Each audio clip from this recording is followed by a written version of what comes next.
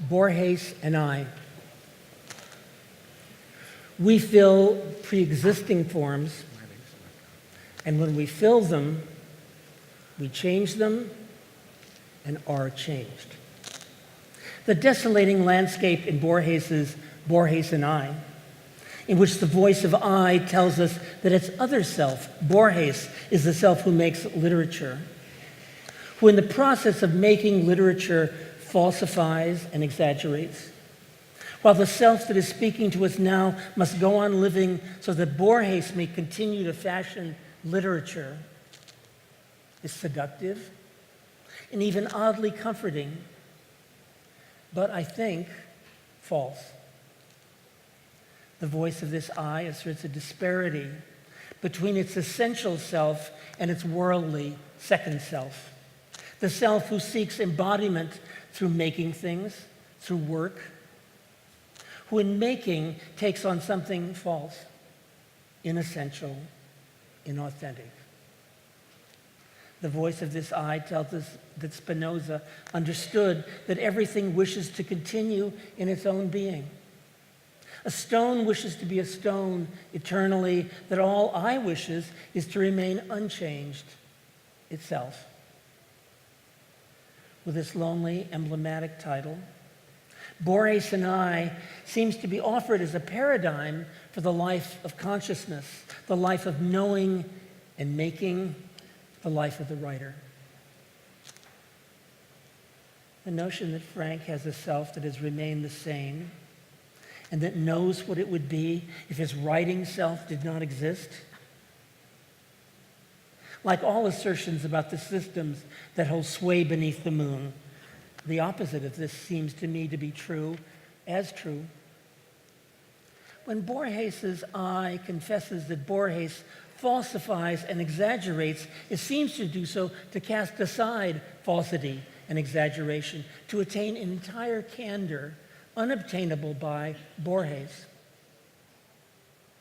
This I, therefore, allows us to enter an inaccessible, magic space, a hitherto inarticulate space of intimacy and honesty, earlier denied us, where voice for the first time has replaced silence. Sweet fiction, in which bravado and despair beckon from a cold panache, in which the protected essential self suffers flashes of its existence to be immortalized by a writing self that is incapable of performing its actions without mixing our essence with what is false. Frank had the illusion when he talked to himself in the cliches he used when he talked to himself, that when he made his poems, he was changed in making them. That arriving at the order the poem suddenly arrived at out of the chaos of the materials the poem let enter itself out of the chaos of life.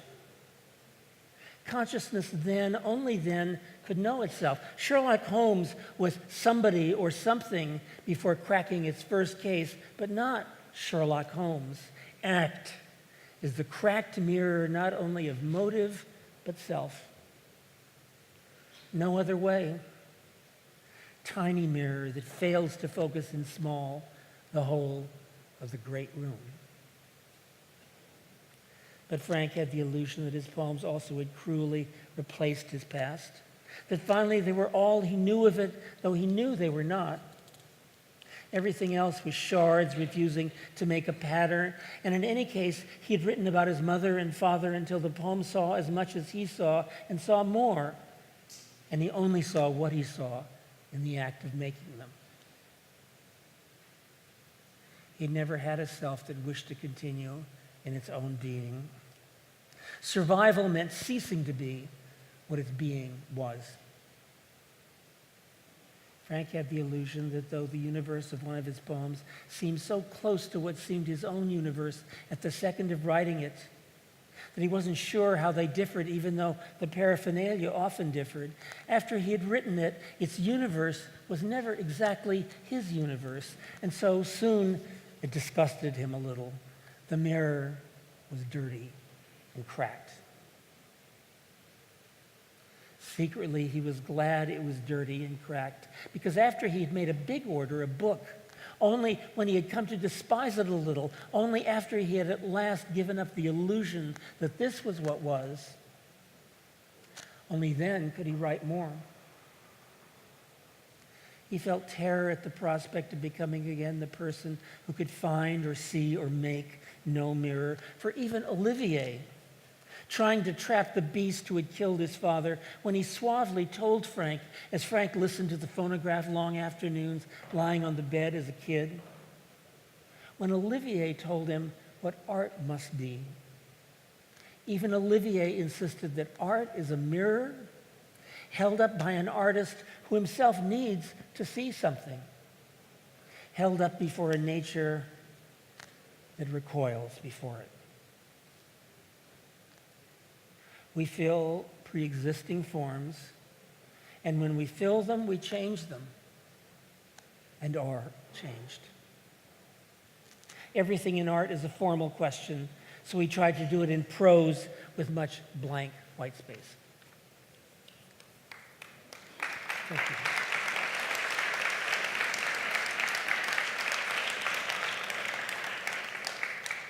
you. The next poem is only 2 lines. It's called Homo Faber, that is man the maker. Quest'altra poesia è solo 2 righe, si chiama Homo Faber, l'uomo che fa, che crea. Homo Faber. Whatever lies still uncarried from the abyss within me, as I die, dies with me.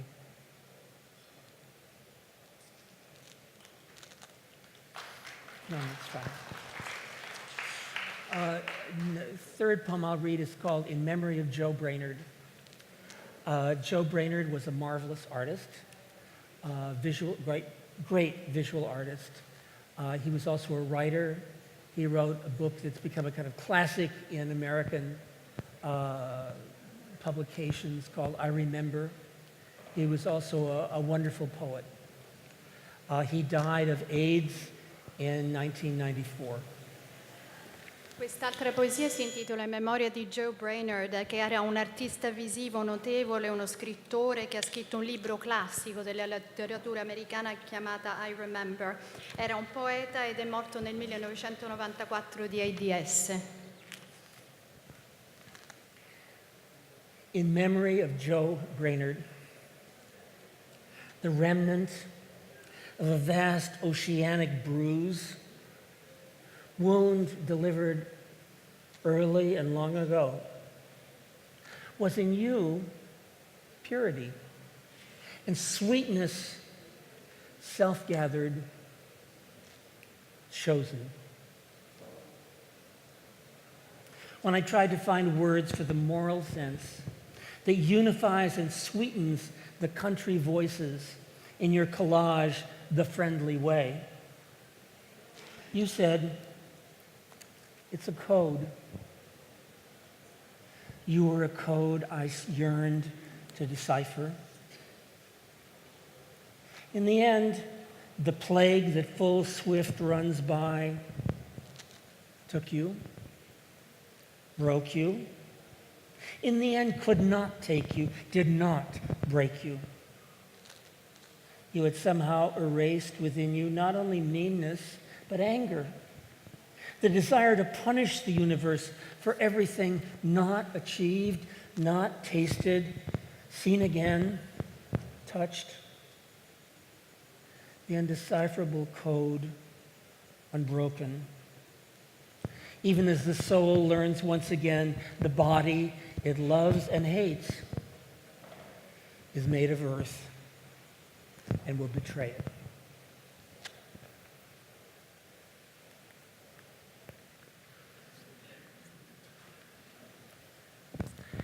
And should I read the yoke or not? Okay, one more. This is a poem that is the title poem of my new collected. It's called Half Light. Questa poesia si chiama Half Light, mezza luce e dà il titolo alla mia ultima raccolta di poesie. Half-light. That crazy, drunken night, I maneuvered you out into a field outside of Coachella. I'd never seen a sky so full of stars, as if the dirt of our lives still were sprinkled with glistening white shells from the ancient seabed beneath us that receded long ago. Parallel.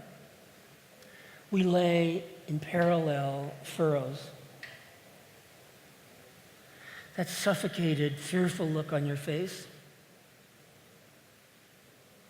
Jim, yesterday I heard your wife on the phone tell me you died almost 9 months ago.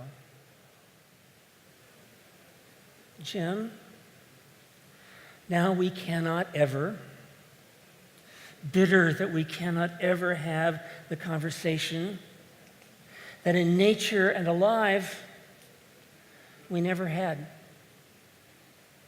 Now, not ever. We have not spoken in years.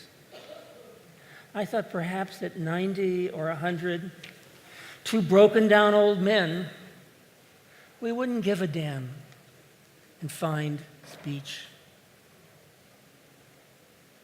When I tell you that all the years we were undergraduates, I was madly in love with you, you say you knew. I say I knew you knew.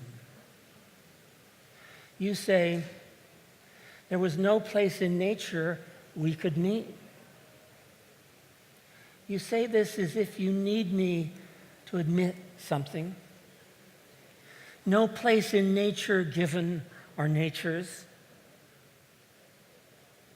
Or is this warning?